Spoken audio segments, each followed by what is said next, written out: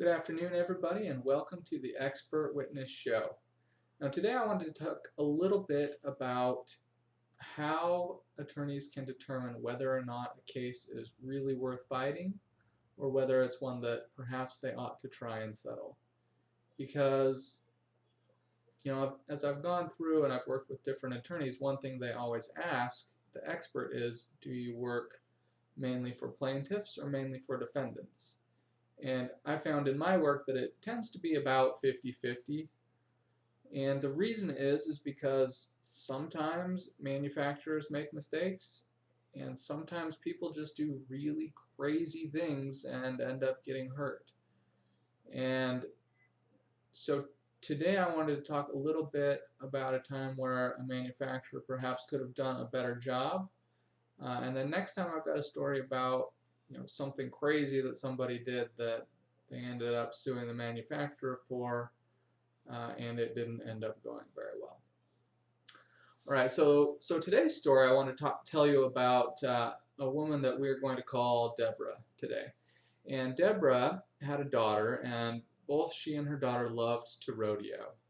And they would travel from place to place almost every weekend. They'd take their horses and they'd stay over and traveled all around Texas, New Mexico, Arizona, and the West. And so they had purchased a combination camper horse trailer. So it was a horse trailer that was meant to tow 5 horses and also had a living quarters attached to it. Really nice, very convenient for the type of thing that they wanted to do.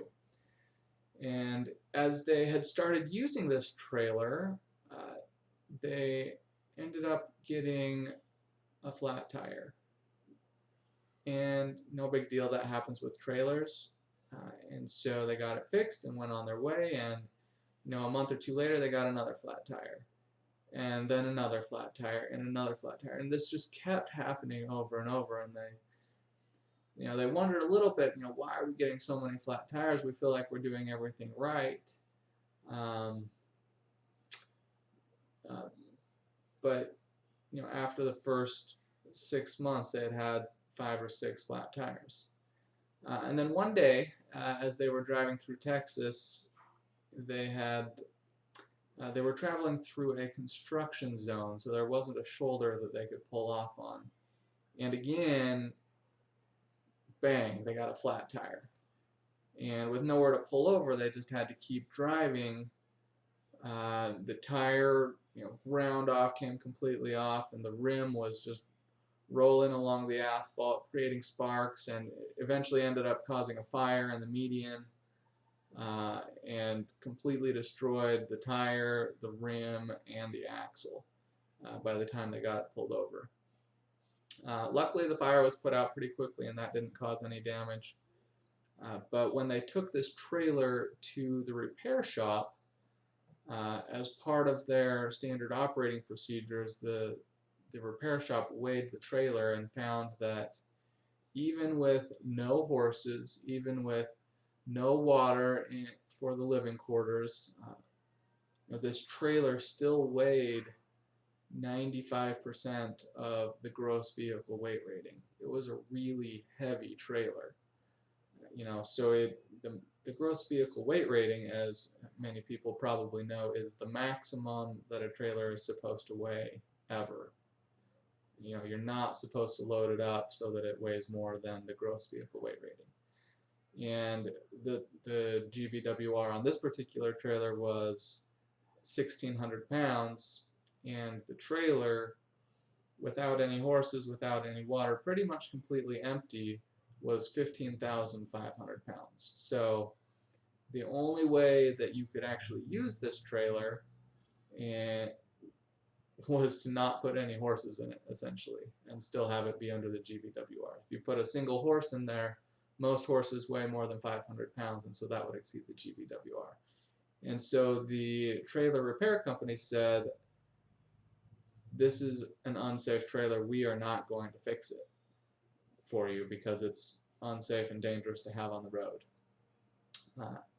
So Deborah was obviously very disappointed and reached out to the manufacturer, and The manufacturer held their ground, stating that the trailer was perfectly functional, that it worked well, and that there weren't any problems with it.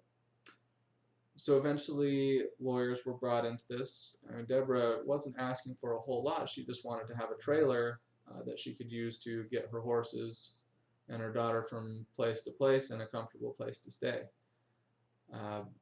Turns out that unfortunately, she had to bring in attorneys to get what she wanted. And as I was brought into this case, I went and I weighed the trailer and verified the weights of everything, and I really had to talk with the attorney that I was working with. We were on the defense side of this case, and as the attorney I was working with had been talking to the manufacturer, they had tried to muddy the water quite a bit and tell them that there's a difference between gross vehicle weight rating and gross axle weight rating, and this is really common practice in the trailer industry, that everybody makes trailers that are supposed to be that are rated at a certain GVWR, but everyone knows that they actually put more weight in them. And the attorney was a little bit confused, not really knowing how this industry worked.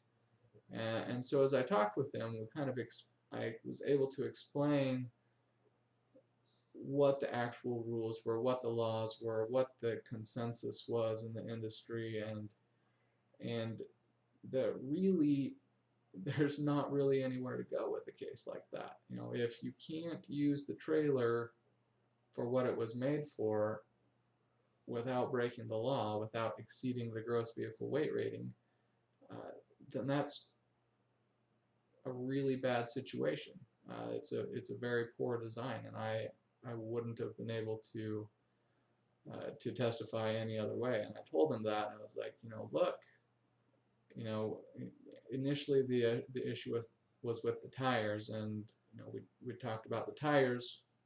Probably weren't actually overloaded most of the time, but if they had put me in a deposition or on the stand and asked me if this was a good design, if this is how I would do it, if I thought that the trailer could be used for 5 horses, they weren't going to like the answers that I would have had to give them. And so, we ended up having multiple conversations with the attorney, with the clients, with the manufacturers, and eventually the case got settled, and it worked out really good, and I think it was a win for everybody as far as financial goes. But the thing that I really want you to take away from a story like this is that an expert can help you determine if the case is one that you really want to fight or one that you might want to settle. Because a lot of times manufacturers do a great job, and they're very detail oriented and take a lot of care to make sure that their products can be used safely in their intended way. But a lot of times they still don't for some reason, and they make mistakes, or they have oversight, or they just aren't really paying attention to the safety aspect of it and try and pass that on to somebody else. So working with an expert is a really good way to help the attorneys figure out what your risk exposure in a case is, how much you want to fight, or whether it's one that you really just ought to try and settle. So next week we'll tell a story about another situation where the manufacturer had done a great job, and there was a crazy situation that happened that they got sued over, and it was one that they really needed to stand their ground on, and one that the other side probably ought to have backed off on. So we'll talk about that. In the meantime, if you end up having a case where you'd like to talk with a mechanical engineering expert, please reach out to us at Alpine Engineering and Design. Our website is www.alpineeng.com, and we look forward to speaking with you. Until next time, have a great day.